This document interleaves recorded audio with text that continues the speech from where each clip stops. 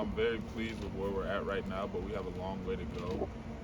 We obviously have new faces, new players, so we're playing much differently, and I think we're a lot better than we were last year at this time, and I'm just happy with where we're at, but knowing that we have a lot to improve on. How excited are you to see this mesh of new players and veterans together against a team like Michigan State? I'm very excited. You know, that game on Sunday will tell us a lot on both ends of the floor, offensively and defensively.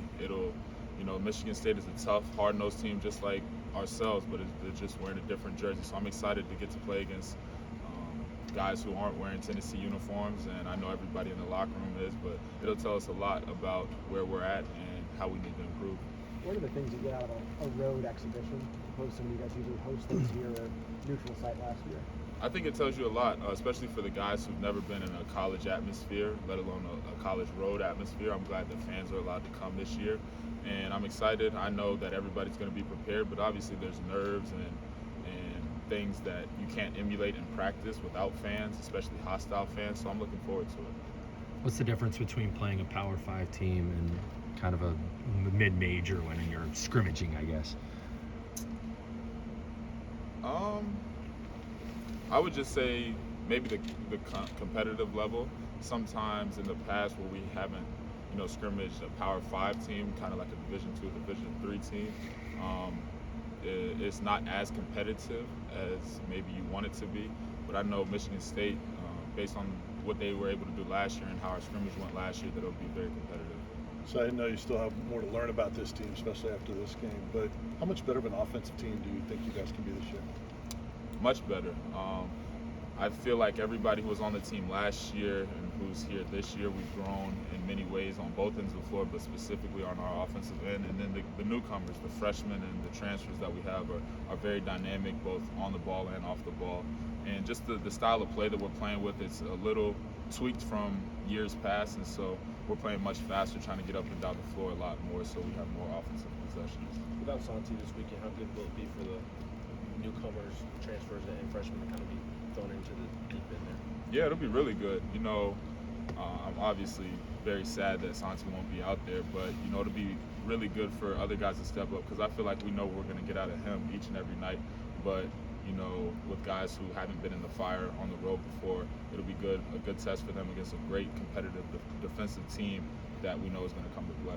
Where are the newcomers at in understanding the expectations defensively in this program? I feel like they're catching on very well. Some are ahead of others. Obviously, there's so much you have to learn and so little time. It's taken me 3-4 years to figure it out. But the guys are moving along really well. There's definitely a difference between when you're playing against the starting group and the non-starting group and the guys who've been in it. And so it's easier when they're with us and we can kind of coach them along. But when we're playing against them, we're trying to kill them. So, but it's easy in film.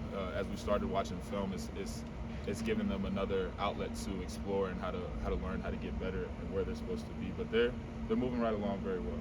How much have you seen Dalton Connect help your offense spread the floor and such? Yeah, a whole lot. DK can score at all 3 levels. I would put him and Tyreek Key up there as the best shooters I've ever seen. Me and DK are workout partners. We work out with Rod, and he's pushing me. I get upset when I'm not holding up my end of the bargain on shooting or whatever drill we're doing. But yeah, he's really dynamic with the ball in his hands and off the ball as well. And I know for a fact that he'll take our offensive game to a whole nother level. Josiah, what do you see from Freddie, and I guess the difference from when he got here in January till now? How much of a benefit do you think it was for him to do that? I think it was very, very beneficial for Freddie to get that experience under his belt. And I've seen a lot of growth on the court and off the court. Freddie, when he got here, he could care less about defense and what that required. But now he's starting to learn that you got to be able to guard on the ball and off the ball. And I've seen a lot of improvement in his off the ball defense in a lot of areas. And then offensively, he's very dynamic. He's quick. He's strong. He's big. And he's kind of like Zakai, but in a 6'5" body. And so he's able to do a whole lot on both ends of the floor. Are you liking the progress Zakai is making? Say that one Are you liking the progress Zakai is making coming back? I am. Zakai, you could, watching him practice and work out, you would have never known that, he had an ACL tear however many months ago before. But, I've seen him work endlessly with Chad and G, and there's a guy named JD over at the football complex, and he's working, doing 3 or 4 rehab times, scheduling day in and day out. So I'm not surprised. Well, I am surprised, but you know, the proof is in the pudding, and he's been putting in the work to get to where he's at right now. What have you Talks seen from about- 2 of those younger big men, Kane and JP? Maybe next time. Maybe. JP and Cade are very good. They're going to help us a lot defensively. Cade is really dynamic. I know they had talked about, you know, when Cade first got here, redshirting him, but, you know, the way he's been playing and practicing, I have to guard him because I'm usually at the 4 spot, and so I know what it takes to go against him each and every day, and I know it's a challenge. You know, I have to bring my A game because he's real physical, he's fast, he knows what we need to do on both ends of the floor, and he's a really good connector on both ends of the floor. And then JP is really, really talented. He's got a lot of great skill, got a lot of great length. You know, at 7 feet, he's able to move and stay in front of guards and get to where he wants to on the floor. But, you know, they realize they have a long way to go, but they've been very impressive so far.